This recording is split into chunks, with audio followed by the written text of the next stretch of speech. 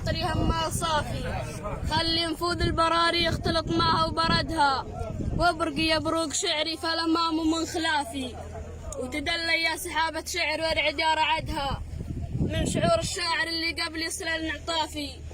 يعدلها والقصيدة قبل لا تنقد نقدها، وبعدها يا سلام الله عليكم والعوافي، يا هل المعروف يا ربع الرفيع مستندها،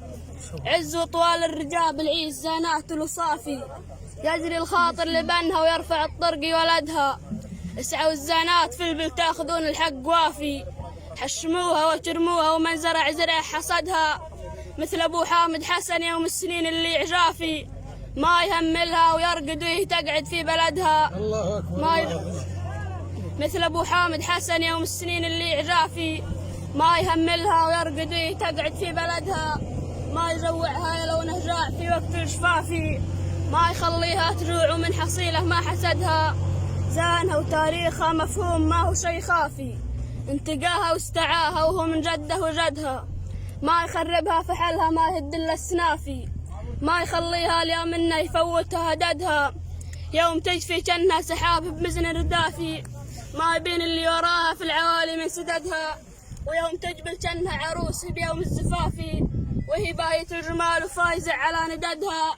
جنها سنبوك سند المجد مهك عالشعافي، وغوارب سندس الله يحسد من حسدها، الله اللي زادها من الزين عشرات الضعافي، يا مزين لونها وصافها من الزين زدها، هو الأول وهو راعى الأوله بين وخافي، مستشار لنا ويسعى في عوانينا وقلدها، هو الأول وهو راعى الأوله بين وخافي، مستشار لنا ويسعى في عوانينا وقلدها، وهو الإسعاف وهو يوم تحتر المطافي، كم مشاكل قبل لا تحتر بلسانه بردها، يا قبايل الثلاث يا مجادمها الالافي، يا مجادمها الكبار ويا مشايخها وعمدها، السلام ختام واقول التحيه والعوافي، جاء العين ما تبيكم ما يفارقها رمدها، جاء العين ما تبيكم ما يفارقها. الله اكبر. الله اكبر.